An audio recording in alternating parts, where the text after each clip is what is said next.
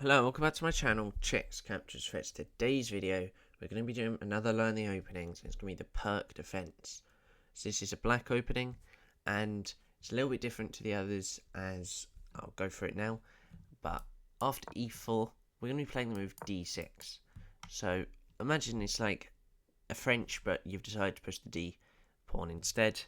And normally you get this. Now we don't push e5, we actually go knight f6. Now the reason knight f6 is, okay, the first thing is black cannot push, as after this we can just take, and now we can play this move. And now we have either this, and we can win back the pawn, and we've made them not be able to castle. We're a point and a bit up already, so they can't do that if that's what you think it's bad. Now, normally the best move to this is knight c3, and then you play the move g6, looking to Frenchetto. So this is called the Pirc Defence main line with g6, and we're going to be going through quite a bit with this. So normally black could obviously play bishop g7 and then castle, and you've got that nice little, defence here. You've got e5 going to be pushed later, and c5. So let's go through some of the key concepts here.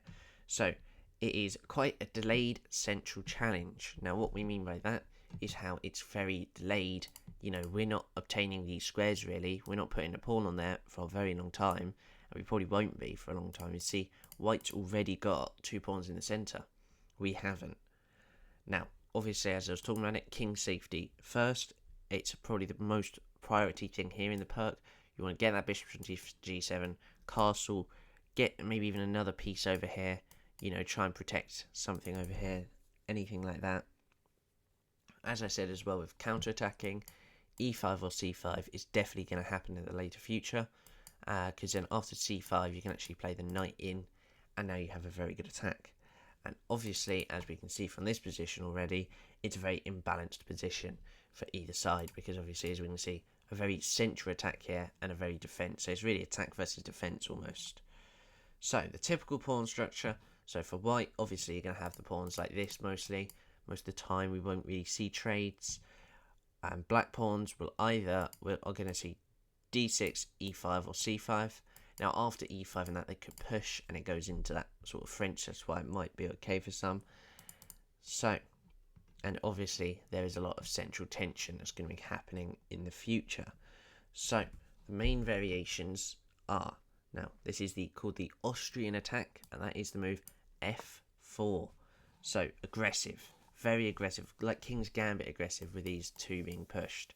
So if you want that as white, this could be a good idea, because this pawn push now could be looking very good. So we've got a counter in the king side really as black, and as I would say here, high risk with a high reward if you can get it right as white, but you can easily defend this as black in my opinion. There is many moves. You can just do this and allow this probably, because you can just move the knight away, for example, or even if you really don't like to, you can still do that, because we can still do this sort of swap off. So there is that variation. Now we also have the classical system, which here will just be knight f3. So just very simple development, it's protecting both these pawns. And now we're going into kind of like a 4 knights, just with a few different pawns here. And now really anything, c6, c5, bring the knight in, bishop out, anything you want there. It's just very standard play and nothing about that. So now we also have other ideas like bishop e3 as white.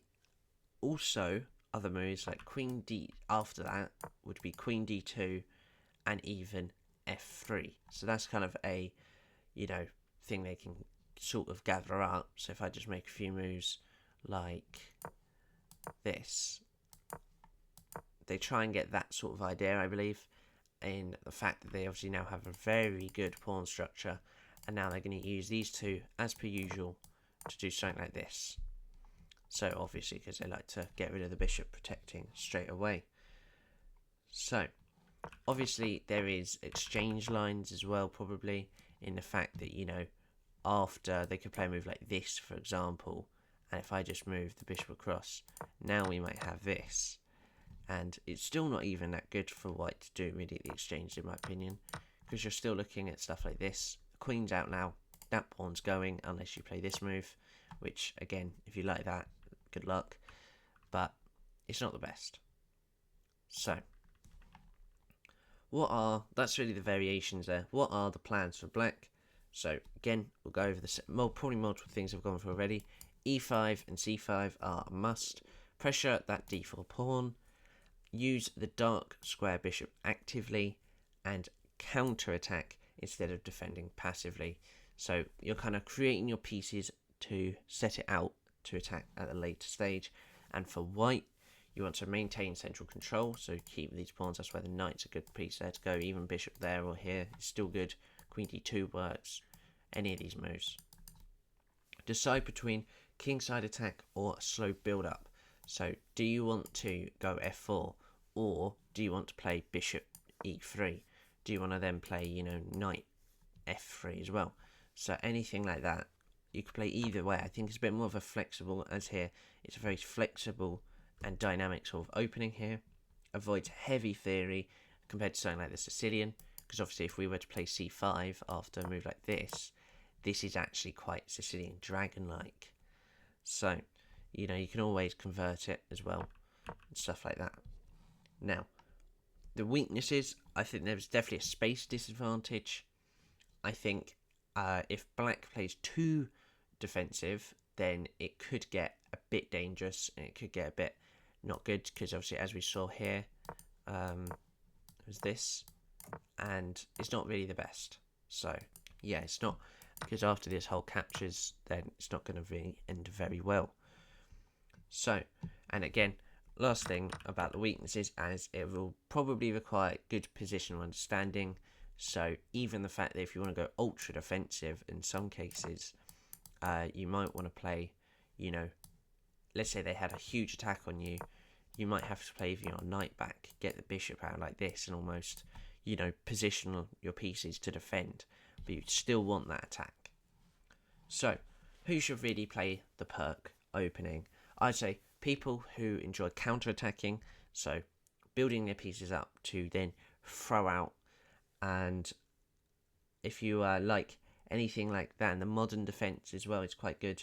So if you can always switch between two, and it's a very beginner friendly repertoire for black. White is a little bit more attacking. There's not really so much to say that there's a repertoire, but a very fun opening in my opinion. I feel like there would be some limitations with this move, but there's not really if you Franchetto. So you've just got to be careful with some ideas. I feel like the best move, in my opinion, for white is actually either f4 or probably bishop e3, because I like this d2 f3 idea, and it actually works quite well. So that's going to be it for today's video. That was the Pirc Defence. So thank you, and bye-bye.